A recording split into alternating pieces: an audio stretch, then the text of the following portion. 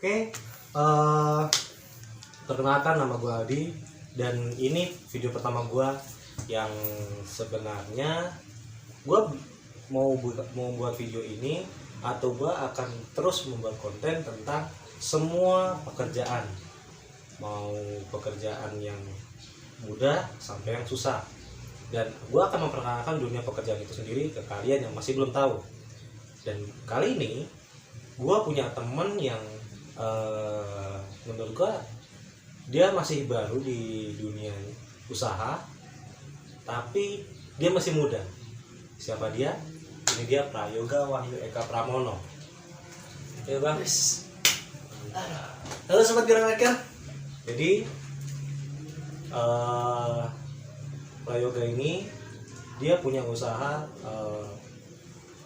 jasa cuci helm, tapi dia punya kelebihan di usahanya itu sendiri. Jadi mau tahu kayak gimana?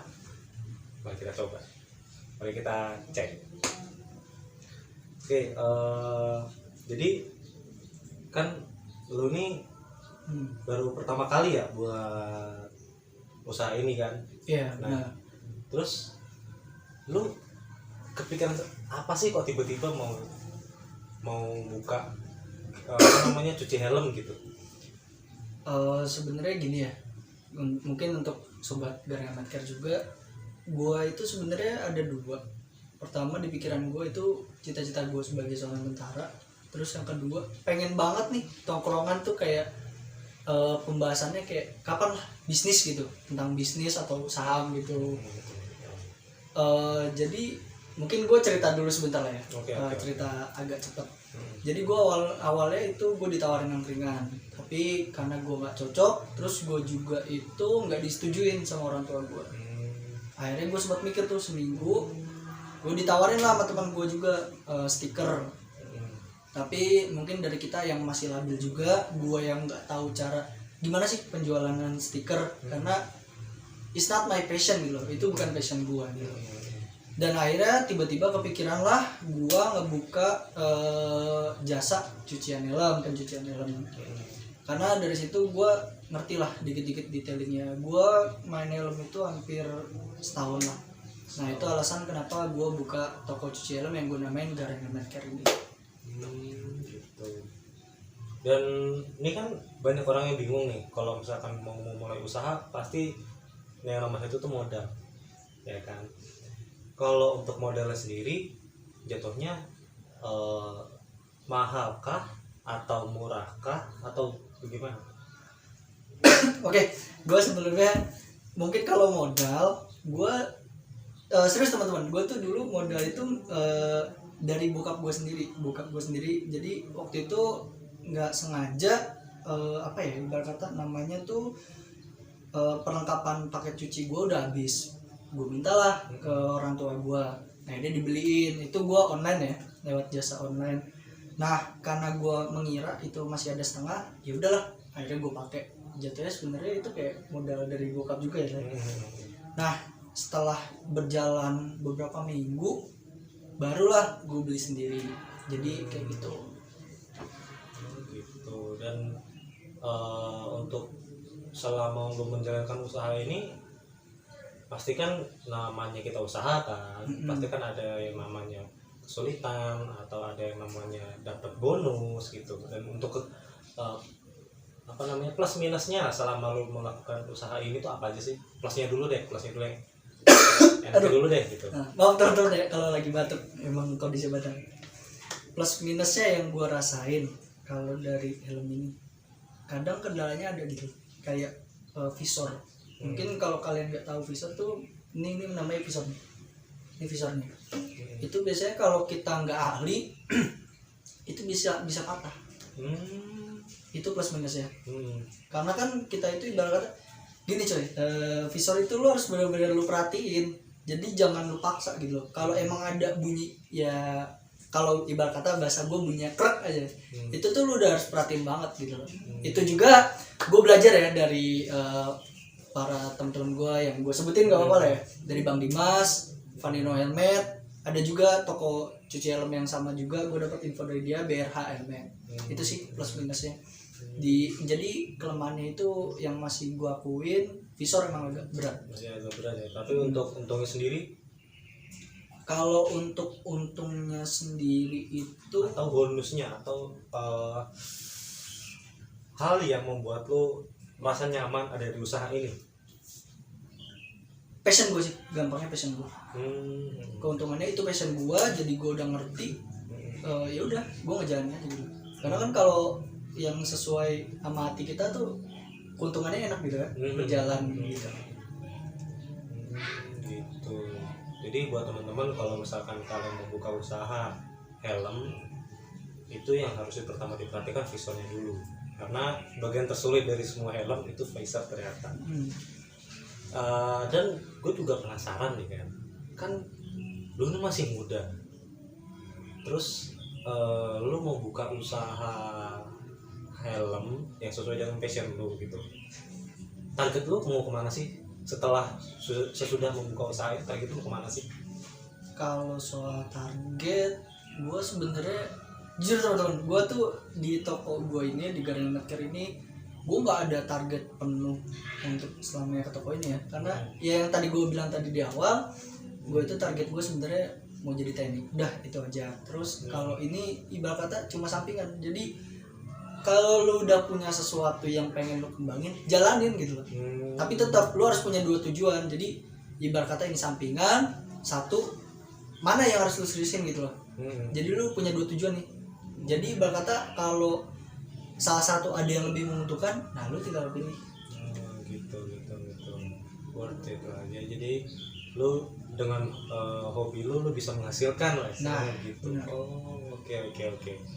Dan kan helm ini kan macam-macam ya kan, ada. Dan kita kalau misalkan mau buka usaha pertama kali itu pasti kita ketemu orang yang berbagai macam kan. Nah, cara lo untuk menghadapi customer itu bagaimana sih? Atau serving customer untuk lo sendiri tuh standarnya kayak gimana gitu? Kalau gue jujur gue belum pernah nemu customer yang ibarat kata nyakitin hati lah ya. Nyakitin hati resek lah ya. Iya. Belum pernah, sumpah jujur gue belum pernah teman-teman, gue belum pernah nemu. Tapi kalau untuk kayak ibarat kata di medsos pernah, tapi menurut gue ya biarin lah, itu namanya juga usaha gitu kan. Ada judge-nya, ada bagusnya lah. Tapi sejauh ini nggak ada. Rata-rata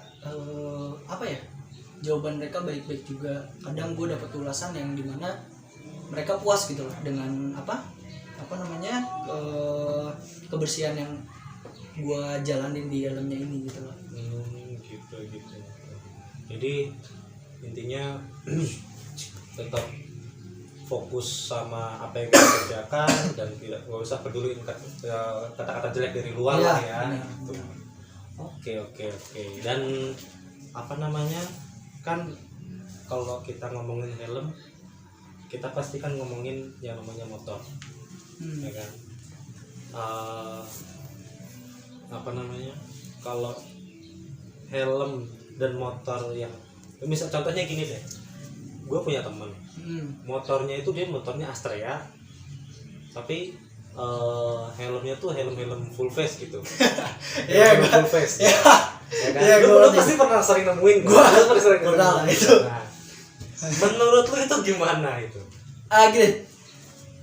Gimana ya? Gue kadang malah lucu gitu loh. Itu jadi ikonik orang gitu ya. Karena gue juga kadang suka ya anggap aja ini helm kalian mungkin ada yang udah tahu, ada yang belum ya. Ini namanya helm Titikors. Orang yang pakai ini kadang bisa loh tukang sayur, kadang ada yang motornya mungkin kalian tahu lah ya, Supra sayur, Supra koperasi ada loh yang kayak gitu. Tapi gimana ya, balik lagi karena ya itu kepuasan mereka gitu, menurut mereka unik gitu loh. Jadi jangan terlalu dipermasalahkan lah. Orang wah bang motor lu gini tapi kok lah emang kenapa gitu. Kan jadi unik gitu. Kita ngelihatnya yang di jalan juga, wih helmnya keren banget nih, motornya Supra gitu. Helmnya 3 juta, ternyata motor cuma 1 juta gitu. Nah, benar. Gitu. Oke. Dan kalau ini kan helm kan banyak nih jenisnya nih, coba bisa lu jelasin nggak apa aja sih helm tuh? Kan gue taunya tuh helm cuman helm apa namanya dari bawaan motor tuh yang warna hitam, udah gitu doang tuh yang gue tahu tuh. Kalau enggak helm-helm yang ada di jalan, yang pinggir-pinggir jalan tuh yang mode batok doang tuh. Nah gue taunya cuma itu doang tuh, tapi kan helm itu kan ternyata ada banyak nih ya kan. Terus setelah gue searching helm apa gitu, coba lu jelasin helm tuh apa aja sih jenis-jenisnya gitu. Sebelumnya mungkin gue minta maaf ya kalau penjelasan gue kurang terlalu jelas. Gue juga masih mendalami lah untuk ngerti helm juga. Apalagi gue ibarat kata nih minta maaf ya ke helmet lovers Indonesia ya. Cuma yang gue bakal jelasin itu kayak helm pertama gue. Dulu gue pernah punya Incelmax. Nama helmnya itu mereknya Ing. Tipenya itu Celmax seri 5 yang Red Full. Itu CLmax. CLmax. Oke. Kan kita bahasa Inggrisnya CLmax. Iya. Nah, oke. Kalau CLmax yang gua kurang itu menurut gua dia satu nggak ada chin guard, terus dia belum double daring. Sebenarnya bisa bang, bisa kalau kita custom. Jadi double daring bisa. Terus dia itu untuk kalian nih yang mau visor, dia nggak bisa, dia nggak ada dari pabrik Ing-nya itu dia nggak nyediain visor iridium gitu lah ya. Ini visor iridium kayak gini.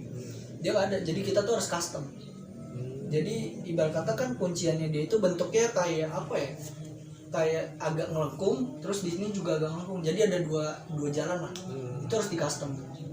Nah itu sayangnya. Tapi kalau mungkin kalau kalian nyari yang helm second biasanya udah dapet sih yang customer. Terus yang kedua helm yang benar-benar gue pahamin sampai gue detailin banget itu Snell FS1 yang Identity. Itu warna biru, gue masih inget banget. Itu helm paling fitting ternyaman gue akuin. Memang ada yang bilang katanya itu mirip banget AGV. Oke, gue percaya itu helm mirip banget AGV cuy. Serius. Itu mirip banget AGV. Sekilas lah ya. Soalnya fitting dia itu ibarat kata sampingnya ini kayak apa ya, kayak AGV lah. Nah terus yang gua suka dari Snell itu enteng, tapi dia karena lisensi Euro dia wajib naik satu size. Misalkan gini, lu main di size L, lu berarti harus naik ke size XL dong. Nah kayak gitu, karena dia busanya itu benar-benar busa nyempit gitu. Itu yang gua rasain dari Snell. Terus visornya dia itu beda dari visor iridium lain. Yang gua rasain visor belakangnya itu dia agak terang. Jadi mau malam atau siang aman tuh bang. Nah itu dari Snell. Terus dia ventilasinya itu yang gue ingat ada 1, 2, 3, 4. Yang belakang gue lupa ada apa enggak ya. Pokoknya lumayan lah banyak kalau Snell. Oh sama depan. Depan ada deh. Jadi kalau kita pakai tuh kepala nggak ngap gitu ya? Ya benar. Terus Snell itu enteng. Kalau lu tahu ya, Snell itu enteng. Meskipun dia harga range-nya sekarang jatuh lah harga range-nya itu sebenarnya. Tapi worth it gitu untuk harga pelajar Snell itu. Bagus lah. Kalau untuk KYT yang gue pakai sekarang ini, yang gue rasain kelebihannya ada slot intercomnya. Slot intercom, terus ini gue kaca film ya. Ini kacanya ini gue kaca film, terus dia ventilasi udara kerasa banget yang di atas ini. Yang di atas dahi ini, terus apa ya? Udah semi visor lock lah. Nah, kalau visor lock ini. Nah, ya. Nah, dia kucing. Oh, gitu. Jadi begitu dibuka pas ditutup lagi ada tadi kayak aman gitu. aman. Oh, oke. Tapi dari 3 helm itu yang emang menurut gue lebih suka Snell lah dibanding Titikor sendiri, karena Snell itu apa ya, fitting terenak lah untuk lisensi Euro itu sih. Jadi begitu pas kita pakai nggak ada yang model kuping nyangkut begini lah. Iya benar. Kuping kelipat lah. Benar. Tapi sayangnya bang, kalau untuk Snell dia belum ada slot intercom. Jadi buat kalian yang memasang intercom tuh agak siap-siap aja, agak nyempit kuping. Jadi kadang ada sakit. Kadang kalau emang pas banget fittingnya enak, tapi kalau enggak biasanya sakit gitu. Oh gitu. Jadi yang mau masang intercom, lu lihat slotnya dulu ya. Jangan langsung asal pasang, udah beli mahal-mahal intercom ya kan. Takutnya rugi. yang usahain babang-babangnya. Tapi kadang juga ada sih bang sekarang toko yang nyiapin kayak lu mau custom slot intercom nggak ada. Ada. Gitu. Terakhir gue ngeliat tuh di daerah Jakarta lah waktu itu ada yang nawarin di Facebook gitu. Gitu. Oke. Nih kan abang sendiri kan usaha cuci helm kan. Nah pasti kan kita membicarakan tentang perawatan helm. Nah untuk orang yang untuk mau melakukan perawatan helm di rumah nih, yang awam tentang helmnya sendiri gitu, atau nggak paham dengan helmnya sendiri, perawatannya yang umumnya tuh gimana sih? Atau dia helm kita tuh nggak gampang rusak, nggak gampang bau, nggak gampang baret gitu, gimana sih? Sebenarnya gini, kalau kalian beli helm, kalian tanya dapat nggak sarungnya, karena itu satunya kunci. Kalau kalian males nyuci ya. Tapi kalau kalian nggak dapat sarungnya, ya kalian belilah kayak kit pembersihnya lah. Kayak penyemprot untuk shellnya, terus visornya, terus sama parfum helmnya. Banyak kok sekarang di toko online. Nah kalau saran gua, kalau emang kita awam banget nih, kita takut visor patah atau busa ada yang kayak ibarat kata ya bang, kayak cantelan lah ya, cantelannya patah gitu ya. Ya udah nggak usah dilepas gitu loh. Kalian kan yang penting tetap semprot aja gitu. Tapi emang sayangnya kalau kalian semprot visor nggak dilepas, bersihnya kurang gitu loh. Tapi kalau emang takut nggak masalah visor nggak dilepas gitu. Tetap yang penting rajin-rajin dilap. Kalau gue pribadi nih ya, kalau helm udah kena hujan nih, gue lebih sering gue diemin beberapa menit. Kalau udah kayak rintik-rintik hujannya udah agak turun gitu, baru gue lap. Gitu. Jadi biar nggak ada bercak-bercak titik-titik nah, gitu ya. Benar, apalagi di visor. Oh iya. Sering sih kejadian kayak habis hujan-hujanan udah kita taruh, udah tinggal gitu. benar.